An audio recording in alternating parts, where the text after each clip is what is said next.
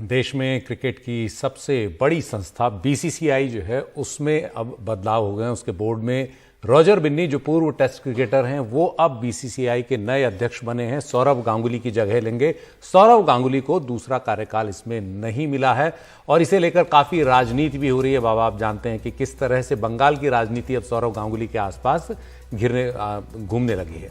तो Roger Binni BCCI के नए अध्यक्ष हैं। बीसीसीआई की 51वीं सालाना आम बैठक में ये फैसला लिया गया।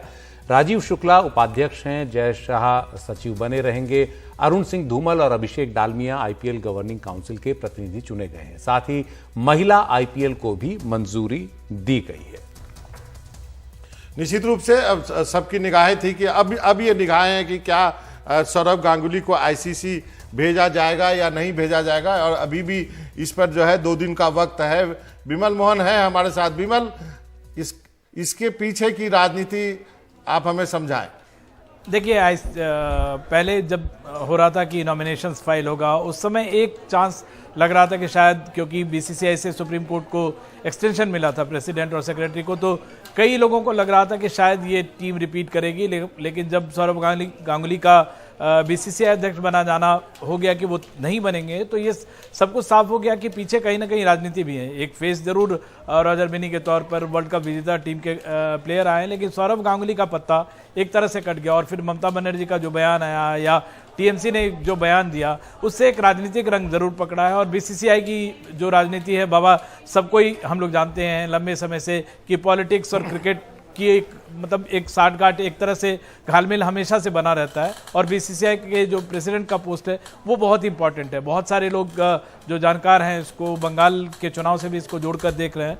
और जो अब तक इशारा मिल रहा है, ज़रूर 2 दिनों के लिए बात टाली गई है, 2 या 4 दिनों के लिए कि 20 तारीख तक ये करना है, लेकिन जो इशारा मिल रहा है उससे लगता है कि सौरव गांगुली का टिकट फिलहाल के लिए ज़रूर कट गया। उन्होंने खुद एक इशारा। जी, सबसे बड़ी बात, आपको आश्चर्य नहीं लगा कि एन श्रीनिवास जो है वो पूरी बीसीसीआई की टीम को लेकर दिल्ली आते हैं? एक बड़े केंद्रीय मंत्री के साथ उनकी मुलाकात कराई जाती है, वो केंद्रीय मंत्री इशारा करते हैं, उसके बाद सौरव गांगुली की छुट्टी होती है। एन श्रीनिवास जो है सौरव गांगुली पर क्लैश ऑफ इंटरेस्ट का आरोप लगाते हैं।